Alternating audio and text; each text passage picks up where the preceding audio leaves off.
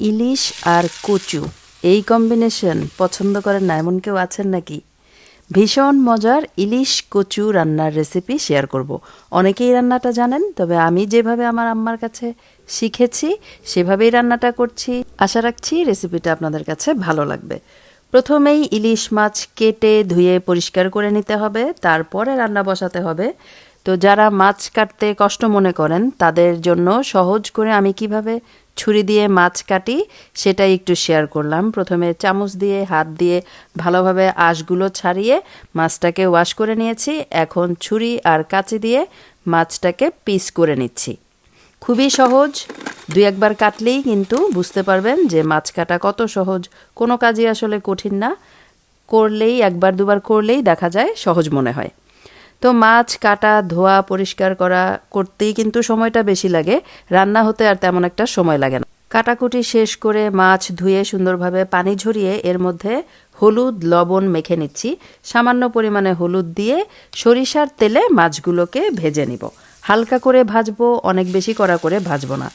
মাছটা দেওয়ার আগে অল্প একটু লবণ ছিটিয়ে দিলাম, কারণ প্যানের মধ্যে মাছটা যেন ভাজার সময় লেগে না যায়। এটা কিন্তু একটা টিপস, মাছ তলানিতে লেগে না যাওয়ার। তেলটা দেওয়ার পরে অল্প একটু লবণ ছিটিয়ে ভালোভাবে গরম করে মাছটা দিলে তলায় আর লেগে যাবে না। তো একটা পাশ হলেই মাছগুলোকে উল্টে দিলাম, আর কিছুক্ষণ পরেই মাছগুলোকে তুলে নিব। একইভাবে সবগুলো মাছ ভেজে তুলে নিব। এরপরে কচু রান্নাটা বসাবো। তো ভাজার পরে যেই তেলটা ছিল সেই তেলটা দিয়ে দিলাম, এর মধ্যে কুচি করা পেঁয়াজ দিয়ে পেঁয়াজটাকে ভেজে নিচ্ছি। একটু ভাজা হয়ে গেলে এর মধ্যে আদা রসুনের পেস্ট দিলাম সামান্য একটু, যেহেতু কচু অল্প করে রসুন আর আদার পেস্ট ব্যবহার করলে কচুটা খেতে ভালো লাগে। একে একে দিয়ে দিলাম ধনিয়ার গুঁড়া, জিরার গুঁড়া, লাল মরিচ আর হলুদের গুঁড়া, আর পেঁয়াজ পেস্টও দিয়েছিলাম। এবারে মশলাটাকে ভালোভাবে কষিয়ে এর মধ্যে ফ্রোজেন কচু দিয়ে দিলাম। আমি ফ্রোজেন কচুটা দিয়ে রান্না করছি, যেহেতু দেশের বাইরে থাকি, ফ্রেশটা সবসময় পাওয়া যায় না। ফ্রোজেন কচুটাও কিন্তু খেতে খারাপ না, মজাই হয়।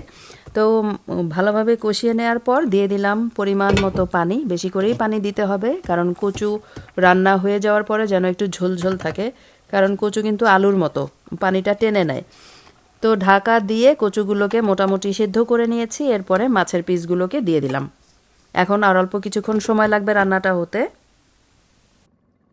রান্নাবান্না যারা করে দেশি রান্না মোটামুটি সবাই জানে, তারপরেও যেহেতু আমার ইউটিউব চ্যানেল আছে, আমার ইচ্ছা সব ধরনের রেসিপি আমার চ্যানেলে থাকুক, বিশেষ করে বাংলাদেশি রান্নাগুলো। এই আর কি, সেই কারণেই রেসিপি শেয়ার করা। অনেকে মনে করতে পারেন যে এই রেসিপি তো সবাই জানে, এটা আবার শেয়ার করার কি হলো। কিন্তু আমি যেভাবে করি সেভাবে অনেকে নাও করতে পারে। অনেকে অন্য ধরনের মশলা ব্যবহার করে, যদিও ইলিশ মাছে অন্য বেশি মশলা কিন্তু ভালো লাগে না। তো যাই হোক, রান্না হয়ে গেছে। এর মধ্যে একটু কাঁচামরিচ ফালি করে দিলাম আর অল্প একটু জিরার গুঁড়ি ছিটিয়ে চুলা বন্ধ করে দিলাম। হয়ে গেল দারুণ মজাদার ইলিশ আর ছড়া কচুর রেসিপি। গরম ভাত দিয়ে খেতে যে কি অসাধারণ, এটা তো আর বলার অপেক্ষা রাখে না। তো এই ছিল আমার আজকের রেসিপি। সবাই ভালো থাকবেন, সুস্থ থাকবেন।